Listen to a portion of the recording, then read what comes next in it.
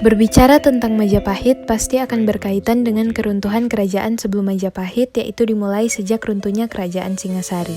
Pada tahun 1292, kerajaan Singasari runtuh karena adanya pemberontakan oleh Prabu Jaya Katuang, Bupati Gelang-Gelang. Pemberontakan tersebut membuat Raja Singasari saat itu, yaitu Raja Kertanegara, wafat. Raden Wijaya yang merupakan menantu Raja Kertanegara pura-pura menyerah, mengaku dan takluk kepada Prabu Jaya Katuang dengan bantuan Arya Wiraraja untuk balas dendam. Raden Wijaya kemudian diampuni dan diberikan tempat untuk ditempati dan dijadikan pedesaan, yaitu di hutan Tarik.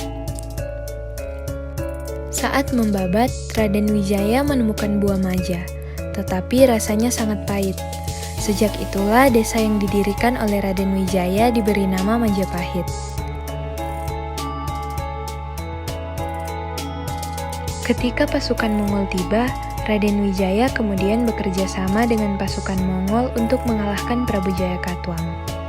Setelah mengalahkan Prabu Jaya Katuang, Raden Wijaya berbalik menyerang pasukan Mongol, lalu mengusir mereka dari tanah Jawa hingga kembali ke negaranya.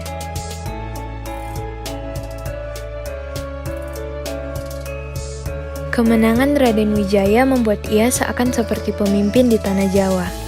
Pada tahun 1293 pun Raden Wijaya mendirikan kerajaan Majapahit dan menjadi raja pertama di sana.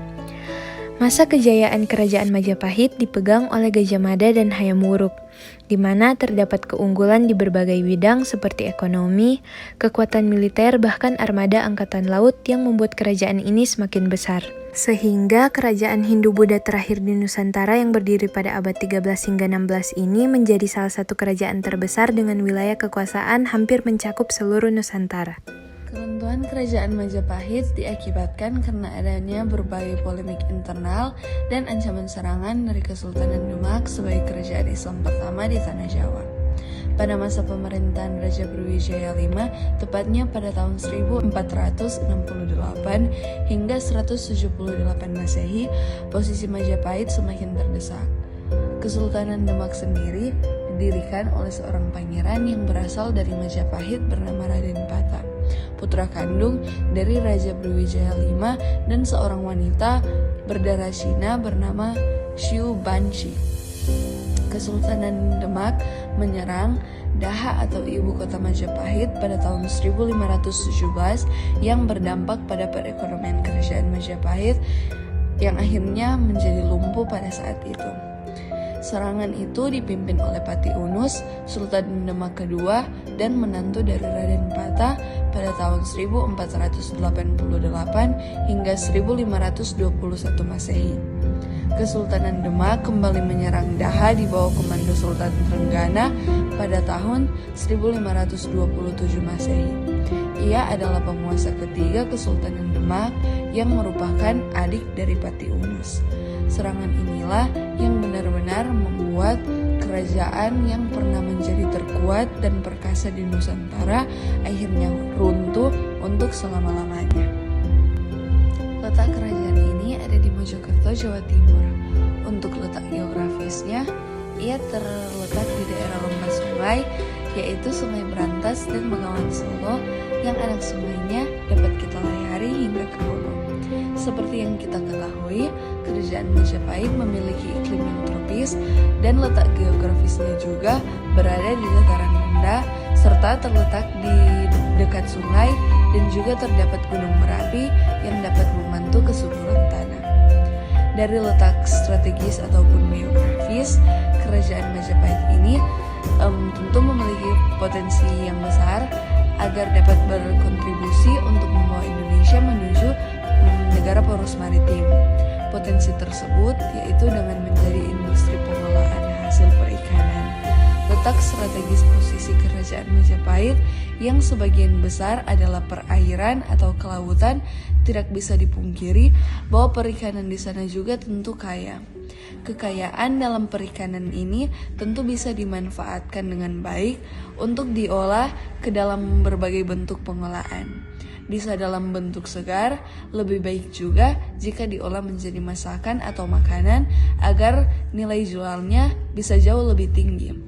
Jika diperdagangkan kepada daerah-daerah yang memiliki daerah kurang strategis, maka itu akan menjadi keuntungan. Misalnya ikan bandeng. Pada awalnya ikan ini hanya dijadikan hiasan nih, hingga suatu saat mereka mencoba untuk mengolah ikan ini dengan dimasak dan ternyata rasanya cukup memukau untuk kerajaan. Akhirnya ikan ini menjadi populer di kalangan bangsawan kerajaan. Saat kerajaan runtuh, barulah disebarluaskan kepada masyarakat biasa dan sampai sekarang masih dibudidayakan. Dari sini kita tahu bahwa perikanan kerajaan Majapahit itu sudah dibudidayakan dari dulu hingga sekarang. Dan jika kita mampu mengelola sektor perikanan dengan benar, maka tentu akan memberikan keuntungan bagi Indonesia karena sektor kekayaan, perdagangan, dan pemanfaatan kelautannya semakin dikenal secara luas, yang akhirnya tentu dapat meningkatkan potensi Indonesia untuk menjadi poros maritim. Hal awal yang dapat kita lakukan sebagai generasi penerus untuk mewujudkan Indonesia sebagai negara poros maritim, yaitu dimulai dengan pendidikan. Dengan belajar, kita bisa melanjutkan pendidikan kita di luar negeri dan kembali ke Indonesia dengan tujuan untuk membangun negeri ini menjadi lebih baik.